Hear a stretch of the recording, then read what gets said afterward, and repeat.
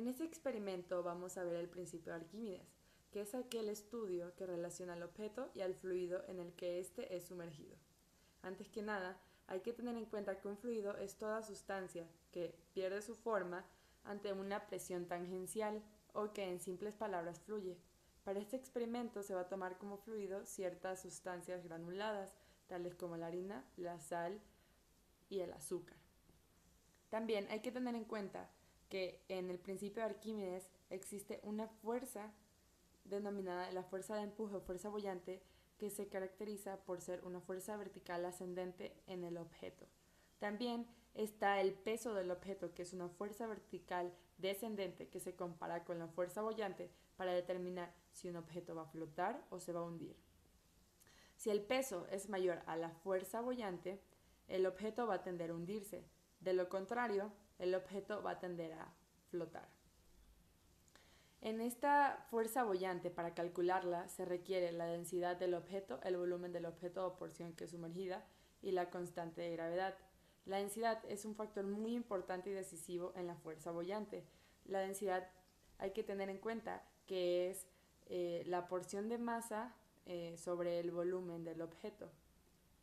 Esta es importante ya que puede ser un objeto muy pesado, pero si tiene una densidad menor que la del agua, este va a flotar.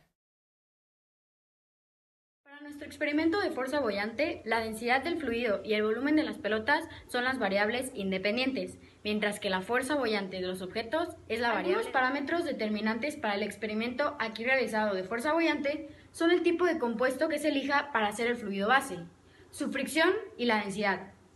Además, otro factor clave es el tipo de vibración que se produzca para generar el movimiento en las partículas, que en estado estático no dejan que los objetos se sumerjan debido a la fricción interna, o sea, entre las partículas.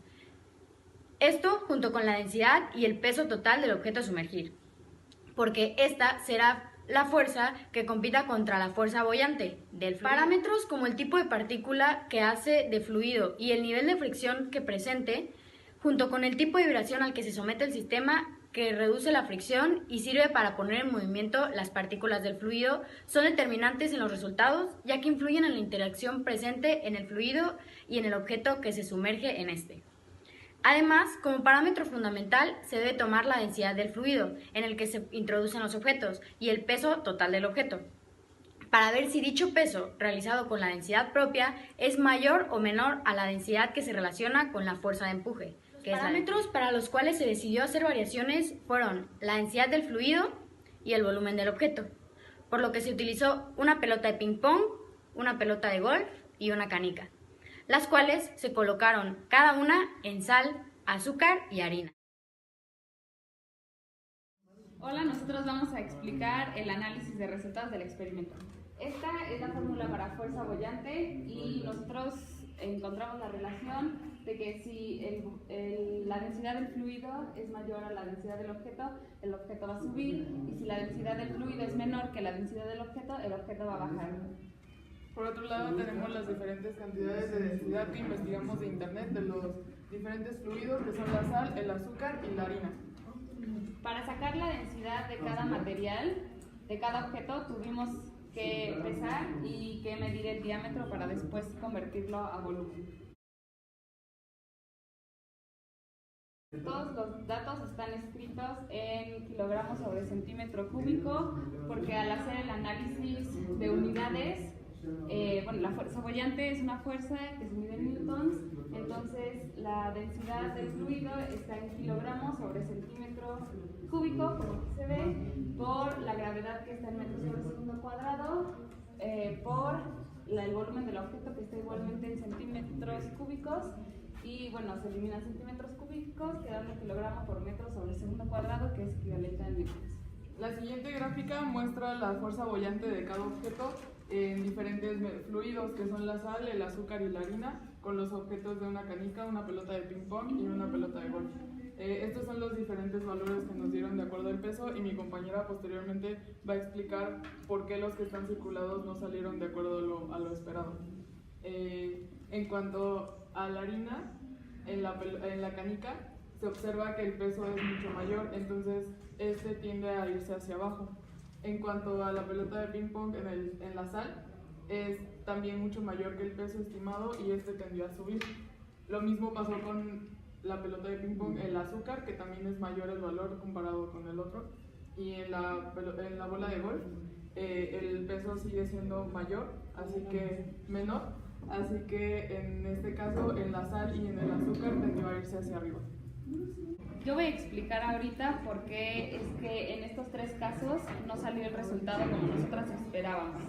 En el primer caso, la canica en el fluido, que era la sal, su fuerza boyante es de 0.46 newtons y su masa es de 0.53. Sin embargo, la canica salió, es decir, la pusimos abajo y salió a la superficie.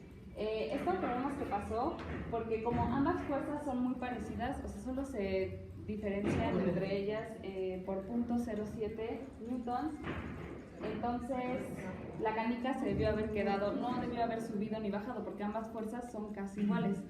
Lo que hizo que subiera fue el movimiento del bioshaker, que es trepidatorio, entonces la empujaba cada vez hacia arriba. Por eso creemos que salió este resultado. El otro caso fue el de la canica en azúcar, porque esta se quedó arriba cuando nosotros pensamos que iba a bajar. ¿Por qué? Porque el peso es mayor que la fuerza boyante, por eso pensábamos que iba a bajar. Pero creemos que se quedó arriba porque la canica no es lo suficientemente densa como para ir en contra del movimiento del bioshaker y en contra de la fuerza boyante. En el otro caso, en el de la canica, en el fluido que era la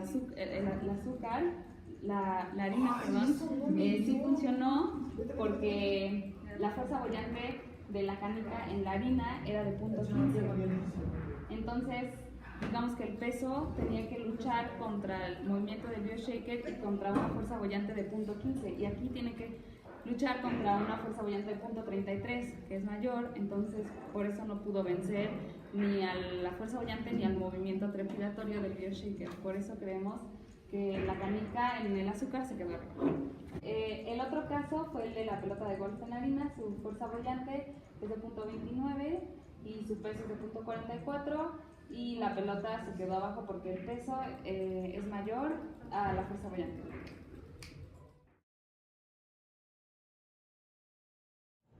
En este experimento pudimos observar de forma efectiva cómo se comporta un objeto al aplicar el principio de Arquímedes. Comprobamos cómo la diferencia de densidades entre los objetos, como fueron los que utilizamos la pelota de ping pong, la canica y la pelota de golf, y los materiales, que fueron harina, azúcar y sal, afectaban el movimiento o bien la falta de movimiento de los objetos a través del fluido. Experimentamos con el concepto de fuerza boyante y vimos cómo en los diferentes casos si era suficiente esta fuerza o no para hacer que los objetos traspasaran el material. A su vez comprendimos todos los factores que son importantes para calcular la fuerza boyante, no solo la densidad de los objetos, a pesar de que esta es una parte muy importante. Los resultados mostraron que nuestra teoría estaba correcta y que los objetos más pesados y más densos tendían a traspasar los materiales, mientras que los de una densidad más baja, como la pelota de ping pong, no lo hacía. Y por otro lado también comparamos las diferentes densidades de los materiales al utilizar los mismos objetos para observar si había algún cambio, y efectivamente lo hubo. Entonces podemos concluir que nuestro experimento fue un éxito y nuestra teoría fue cierta.